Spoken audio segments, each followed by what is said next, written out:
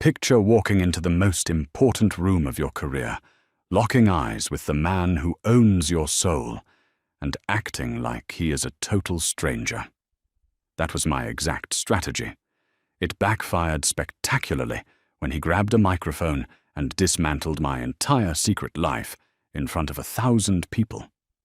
Crystal chandeliers cast a blinding glare across the ballroom of the Pierre Hotel, illuminating the absolute elite of Manhattan's commercial real estate empire. Sweat prickled at the base of my neck, right over the scent gland I had meticulously covered with a medical-grade dermal patch.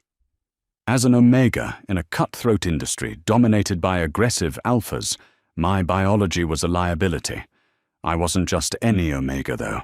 I was Oliver Hayes, the lead architectural developer for Lawson and Mercer, and I had spent 7 years clawing my way to the top. I did it by relying on heavy synthetic suppressants, keeping my head down, and absolutely never letting my personal life bleed into my professional one. Tonight was the culmination of my life's work. We were celebrating the successful completion of the Helios Tower, a billion-dollar tech hub that was my brainchild. But my anxiety wasn't about the project. It was about the primary investor, the CEO of Gallagher Innovations, who was currently walking through the double mahogany doors. Dominic Gallagher. He moved with the effortless, terrifying grace of a prime alpha. Even from across the room, before the heavy oak doors had fully closed behind him, I could feel the subtle shift in the room's atmospheric pressure. The chatter dimmed. Heads turned. Dominic was a titan, a man who built empires before his 30th birthday, and his scent, a crisp, overwhelming blend of winter storm and crushed pine needles, cut through the heavy perfumes and stale champagne in the room. My chest tightened. Underneath the tailored Tom Ford suit and the layers of chemical blockers, my inner omega whined a desperate, instinctual pull toward its mate. We had been secretly married for 3 years. Dominic and I met long before the Helios project was even a blueprint. When I won the bid to design his company's headquarters, we made a pact. We knew how the media and the board of directors would spin it. The Omega slept his way to the top. Dominic Gallagher hands billion-dollar contract to his bedwarmer. It would have destroyed my credibility and jeopardized his fiduciary standing. So we agreed to remain complete strangers in public. We lived in his penthouse on the Upper East Side, shared a life, shared a bond. But the second we stepped out the door, we were merely architect and client. Usually we navigated this well. But lately the strain had been cracking our foundation. Dominic hated the secrecy. His alpha instincts loathed watching me get talked down to by mediocre men, and he despised that I wouldn't let him claim me openly. We had fought viciously about it just that morning. "You're going to act like you don't even know me tonight, aren't you?" he had growled, cornering me in our marble bathroom, his eyes flashing that dangerous luminescent gold.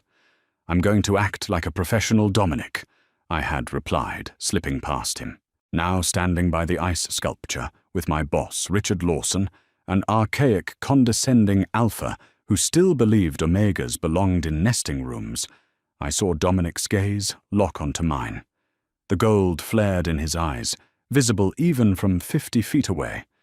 "Ah, there's the man of the hour," Richard boomed, swirling his scotch. "Gallagher. Utterly ruthless. Between you and me, Oliver, I'm surprised he hasn't eaten you alive during these design meetings. He usually has no patience for, well, your kind." I forced a tight, polite smile. "Mr. Gallagher has been strictly professional, Richard." Dominic began cutting a path directly toward us. My heart hammered violently against my ribs. I knew that walk. It was predatory. He was furious about our morning argument, and seeing me standing next to Richard, a man who constantly undermined me, was pushing his control to the edge. "Mr. Gallagher," Richard greeted loudly as Dominic approached, extending a hand. Spectacular evening, isn't it? I was just telling our little designer here How lucky he is to have had your patience." Dominic shook Richard's hand, but his eyes never left my face. His jaw was clenched so tight, a muscle ticked in his cheek. "Oliver's talent speaks for itself, Richard. Luck had nothing to do with it." His voice was a low, resonant baritone that sent a shiver straight down my spine. He took a step closer to me. Too close for a client. The proximity was a deliberate invasion of my space, his heavy pine scent attempting to bypass my suppressants to wrap around me. He was testing me. He wanted me to acknowledge him, to yield just a fraction, to give him a secret smile or a softening of my eyes. Instead, I fortified my walls. I poured ice into my veins. "If you'll excuse me, Mr. Gallagher," I said, my voice crisp, flat, and entirely devoid of affection. I didn't meet his eyes. I looked perfectly at the knot of his silk tie. "I see Fiona from accounting. I need to review some final budget numbers with her." I didn't wait for his dismissal. I turned my back on my mate, a supreme insult in Alpha-Omega dynamics, and walked away, leaving him standing with Richard. I thought I had won. I thought I had successfully maintained the boundary. I pretended not to know him, playing the dutiful, aloof employee to perfection. I had no idea I had just lit a match in a powder keg. The next hour was excruciating. I mingled. I shook hands. I smiled until my cheeks ached, all while hyper-aware of Dominic's presence. He was holding court across the ballroom, surrounded by investors and sycophants. But every time I glanced his way, he was already looking at me. His expression was unreadable, a terrifying blankness that frightened me far more than his anger ever could. When the time came for the formal dinner, I found my assigned seat at table 12, positioned near the back with the junior executives. It was a deliberate slight by Richard Lawson, ensuring the senior alpha partners sat at the head tables with Dominic. I swallowed my pride, unfolding my linen napkin. This was the reality of being an Omega in this world. No matter what you built, they would always put you in the back. The lights dimmed, and Richard took the stage. He gave a long, self-congratulatory speech about the Helios Tower, barely mentioning my name, attributing the architectural brilliance to the collaborative spirit of the Lawson and Mercer Alpha team. I stared at my plate, taking a slow sip of water. I could feel the pitying looks from my tablemates, but I kept my posture rigid. "And now," Richard announced, his voice echoing through the sound system, "I'd like to invite our visionary partner, the man who funded this dream, Mr. Dominic Gallagher, to say a few words." Applause erupted. Dominic stood from table 1. He didn't rush. He buttoned his suit jacket, his presence commanding absolute silence, before he even reached the microphone. He took the stand, gripping the edges of the podium. He looked out over the sea of faces, and then, inevitably, his gaze found mine in the dimly lit back of the room. "Richard is right about one thing," Dominic began, his voice smooth and deadly quiet, projecting effortlessly. "The Helios Tower is a masterpiece. But let's clear up a misconception immediately. There was no collaborative spirit that designed this building. It was the singular, unparalleled genius of one person." A murmur rippled through the crowd. Richard shifted uncomfortably in his seat near the stage. "I have spent the last 3 years watching this person work," Dominic continued. "I've watched him stay up until 4 a.m., covered in graphite and blueprints, fighting tooth and nail to protect the integrity of his design against a board that constantly sought to cheapen it." My breath hitched. He was going off script. Panic, cold and sharp, flooded my veins. "Stop," I thought, pleading with him silently. "Dominic, please." He didn't stop. He stepped away from the podium, taking the wireless microphone with him. He walked down the short steps of the stage and began moving through the tables. The spotlight struggled to keep up with him. This industry, Dominic's voice boomed rich with alpha authority, prides itself on dominance, on tradition. It allows mediocre men to take credit for the brilliance of those they deem beneath them based on archaic biological prejudices. He was halfway across the room, now walking a straight, undeviating line. Toward table 12, toward me. The silence in the ballroom was absolute. You could hear the hum of the air conditioning. My heart was beating so frantically I thought it might crack my ribs. My colleagues beside me shrank back as Dominic approached the sheer force of his furious protective pheromones flooding the area. It was suffocating a heavy blanket of pine and ozone that made the alphas in the room instinctively lower their eyes. Dominic stopped right behind my chair. "Stand up, Oliver," he commanded softly. It wasn't a request. It was an alpha command laced with the intimate timbre he only used when we were alone. My body obeyed before my brain could stop it. I stood my legs trembling, turning to face him. Dominic didn't hesitate. In front of the board of directors, in front of Richard Lawson, in front of the press, and the entire corporate elite of New York, he reached out and gently traced the line of my jaw. Then his hand moved to the back of my neck, his thumb resting deliberately over the medical patch that hid my mating mark. Gasps echoed from the nearby tables. Dominic brought the microphone back to his lips, his eyes locked onto mine, burning with a fierce, unapologetic possessiveness. "I want to introduce you all to the true architect of the Helios Tower," Dominic said, his voice ringing through the cavernous room. "Oliver Hayes. But you should also know him by his other title." He turned, slightly facing the stunned crowd, but kept his arm firmly wrapped around my waist, pulling me flush against his side. "Oliver is not just my lead developer. He is my mate. My legally wedded husband of 3 years.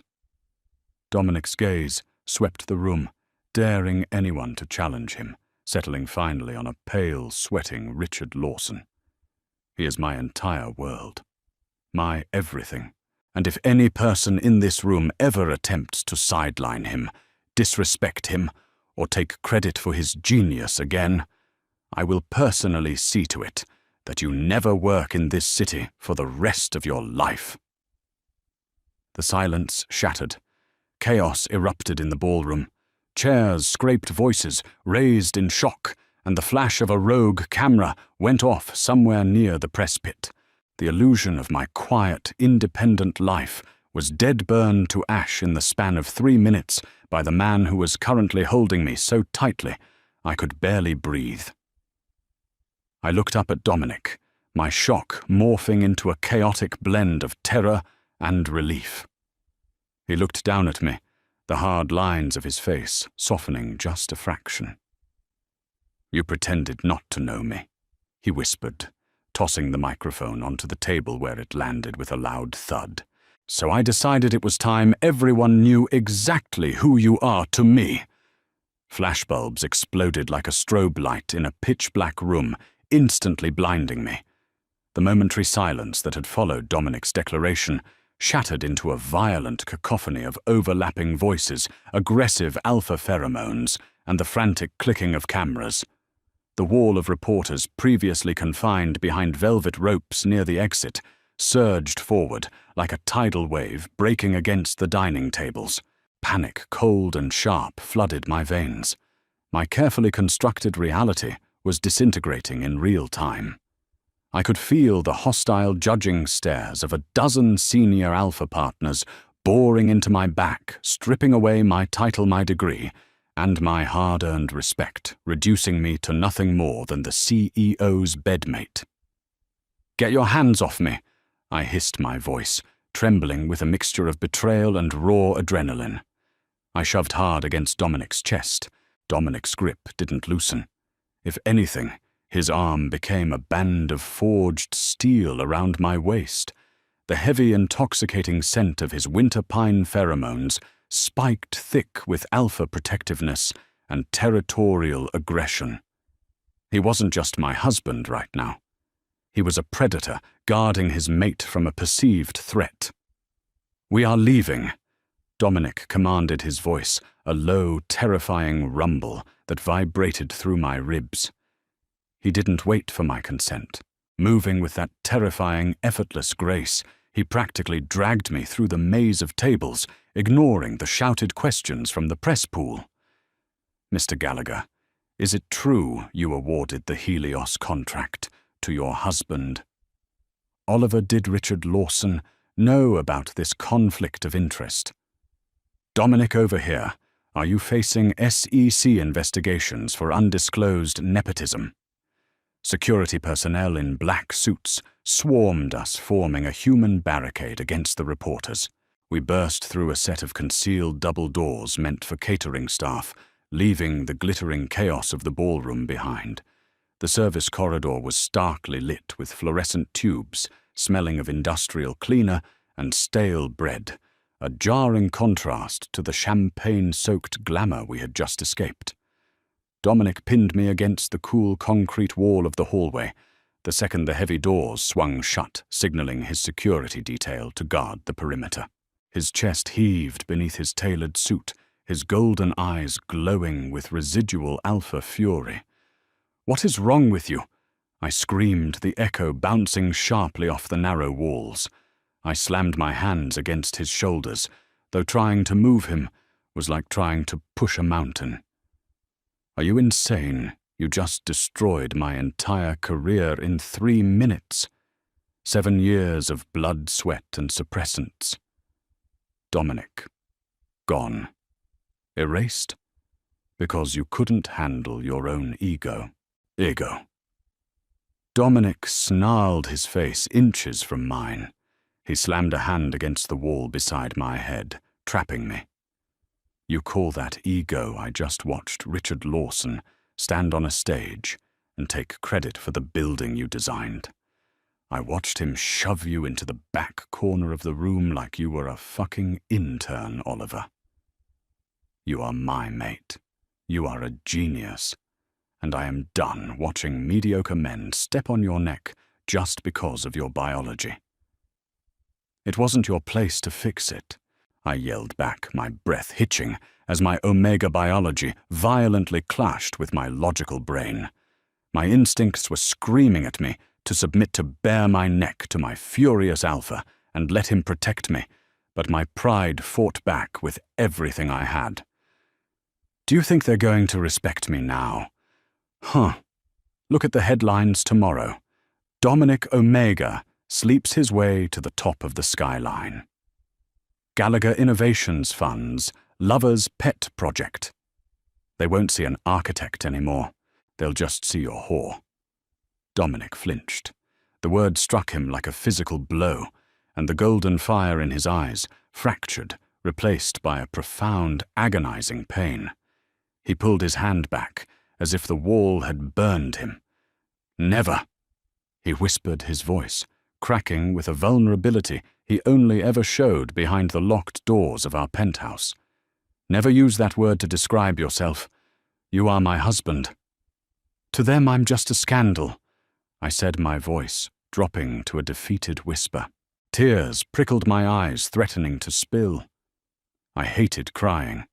I hated that the chemical blockers were failing under the immense weight of his distressed pheromones. "I didn't pretend not to know you because I was ashamed of you, Dom. I did it because I wanted my work to be mine. I wanted to build something that belonged solely to Oliver Hayes. Now Helios belongs to Dominic Gallagher's husband." Before Dominic could respond, the heavy metal door at the end of the corridor pushed open. Victoria Kensington, Dominic's ruthless, Prada-wearing director of public relations, marched toward us, her heels clicking like a metronome of doom on the linoleum floor. She was furiously typing on 2 different smartphones at once. "It's everywhere," Victoria announced, without preamble, stopping a few feet away and adjusting her thick-rimmed glasses. Page 6, Bloomberg, The Wall Street Journal. "Twitter is a bloodbath. The board of Gallagher Innovations is already calling an emergency teleconference for 8 a.m. She looked at me, her expression unreadable. Your firm's PR team at Lawson & Mercer just released a statement claiming they had absolutely zero knowledge of the marriage and are initiating an internal review for breach of contract and fiduciary irresponsibility. My stomach dropped to my shoes. Richard is throwing me under the bus. I muttered the reality of the situation fully settling in. He's going to fire me to protect the firm's stock price. Dominic straightened his tie, the brief flash of vulnerability, vanishing replaced instantly by the cold, calculating CEO who had conquered the commercial real estate world. Let him try, Dominic said, a dangerous smirk playing at the corner of his mouth. Victoria, pull the Aston Martin around. Cancel the board meeting. Tell them I'll address them at noon. Right now I have a husband, to take home. He grabbed my hand, interlocking our fingers. It was the first time we had ever held hands in a public space. I'm not going home, I said, stubbornly planting my feet. I have to go to the office. I need to get ahead of this. I need to pull my files, my blueprints, my digital assets before Richard's IT guys lock me out of the servers. You're not going anywhere near that office tonight, Oliver. Dominic countered smoothly, pulling me toward the private exit. Trust me, by tomorrow morning, Richard Lawson isn't going to have a server to lock you out of. The morning sun filtered through the floor-to-ceiling windows of my office at Lawson & Mercer, illuminating the dust motes dancing in the air. Or rather, what used to be my office. It was 9 a.m. I had defied Dominic's orders to stay in the penthouse, sneaking out while he was on a furious phone call with his legal team. I had marched into the Lawson & Mercer building, ignoring the whispers, the pointed fingers, and the heavy scent of alpha judgment that permeated the lobby. Now I was staring at a cardboard box resting on my glass desk. Richard Lawson stood by the door, flanked by 2 burly security guards. His face was a mask of smug, righteous indignation. You've really outdone yourself, Hayes, Richard sneered, checking the heavy Patek Philippe watch on his wrist. Not only did you deceive this firm, but you jeopardized our largest client account. The morality clause in your contract is explicitly clear regarding undisclosed conflicts of interest. You're terminated, effective immediately. Furthermore, we are retaining all intellectual property rights to the Helios Tower designs, as well as the upcoming Hudson Yard proposals you've been working on. My hands shook as I gripped the edges of my desk. They were stealing my work. The Hudson Yard project was my baby, an eco-friendly architectural marvel I had spent the last 8 months drafting. You can't do that, Richard, I said, striving to keep my voice even and professional, refusing to let my Omega distress show. I designed those independently. They haven't been formally submitted into the firm's primary database yet.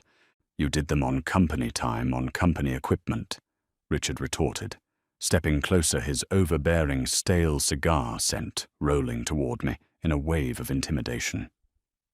They belong to Lawson & Mercer. Now pack your personal items and get out before I have you escorted out by your collar. He won't be packing anything. The voice sliced through the tension in the room like a perfectly honed blade. Everyone turned. Dominic stood in the doorway. He wasn't wearing a suit today. He wore a black cashmere turtleneck and an impeccably tailored charcoal trench coat that made him look less like a CEO and more like an executioner.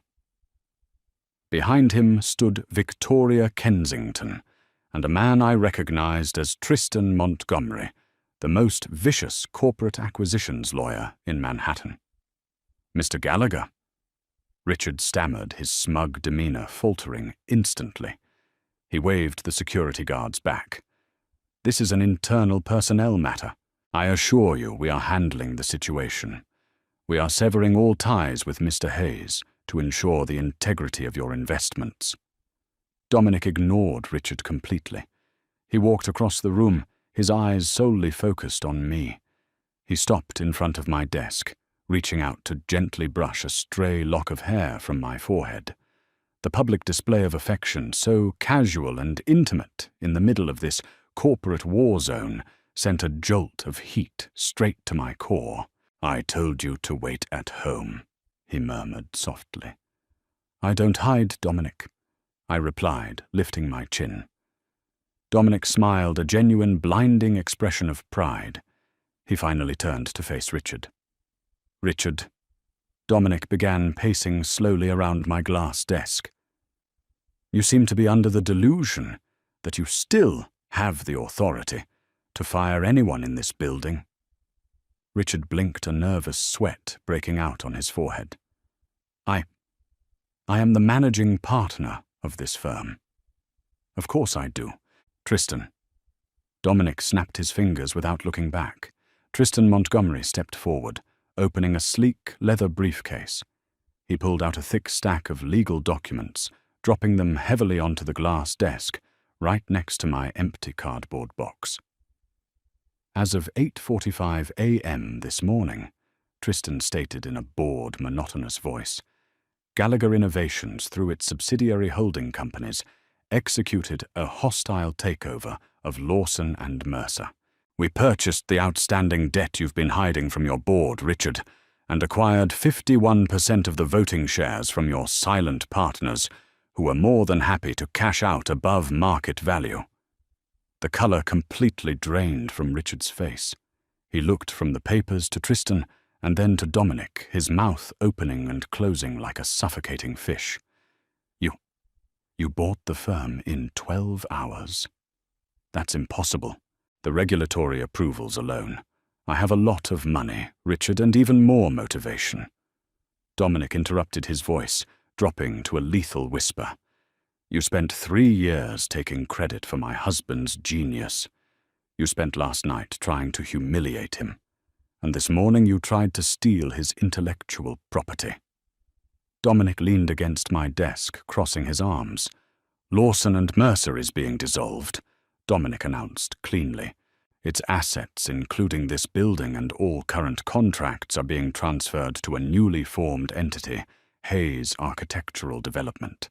As the majority shareholder, I have already appointed a new CEO and lead partner." Dominic turned to me, the ferocious alpha intensity in his eyes melting into absolute reverence. "The firm is yours, Oliver. Every blueprint, every server, every contract. You have total executive control." I stared at him, my heart hammering violently against my ribs. I looked at the documents on the desk. The paperwork was real. The top sheet bore the new letterhead, Heirs Architectural Development. "Dominic." I breathed the sheer magnitude of what he had done crashing over me. He hadn't just protected me. He hadn't just claimed me. He had weaponized his empire to burn down the corrupt system that was holding me back, handing me the ashes to build my own kingdom. "You're firing me," Richard squeaked, his voice cracking. "No, Richard," I said, finally finding my voice. I stepped out from behind the desk, standing shoulder to shoulder with my alpha. The suppressants were completely burned out of my system now, and for the first time in my life I didn't care. I let my scent blend with Dominic's, a powerful, harmonious wave of winter pine and crisp autumn leaves that filled the room, asserting our combined dominance. "I'm not firing you," I continued, looking Richard dead in the eye. "I'm blacklisting you. Pack your box, Richard. You have 10 minutes before security escorts you out by your collar." Richard opened his mouth to argue, but one low, warning growl from Dominic sent him scurrying toward the door, his security guards trailing awkwardly behind him. Once the door clicked shut, Victoria and Tristan quietly slipped out, leaving Dominic and me alone in the sunlit office. The heavy, oppressive tension that had plagued our marriage for 3 years seemed to vanish with them. "A whole firm?" I asked, looking up at him, a mixture of awe and exasperation in my chest. You bought an entire architectural firm before breakfast. I would have bought the whole skyline if it meant keeping you safe, Dominic replied, stepping into my space. He wrapped his arms around my waist, pulling me flush against his chest. I'm sorry I outed us last night. I should have warned you. But I couldn't stand there and watch you erase yourself any more. You are too brilliant to hide in the shadows. I reached up, wrapping my arms around his neck, finally, letting my inner Omega completely surrender to the bond. I pressed my nose against his scent gland, breathing in the intoxicating smell of my husband. I don't have to hide anymore, I whispered against his skin. I pulled back just enough to look into his glowing golden eyes. But just so we are clear, as the CEO of this new firm, I'm charging Gallagher Innovations double for the Hudson Yard project. Dominic threw his head back and laughed, a rich, booming sound that warmed the entire room. He leaned down, capturing my lips in a deep, bruising kiss that tasted like victory, claiming me not as a secret, but as his equal, his partner, and his everything. If this intense Omegaverse drama kept you on the edge of your seat, you will not want to miss what we have coming up next. Hit that like button if you loved Dominic's ultimate power move, share this video with your fellow romance addicts, and absolutely smash that subscribe button to join our growing community. We upload pulse-pounding, high-stakes audio stories every single week. Drop a comment below on how you would have reacted in Oliver's shoes. See you next time.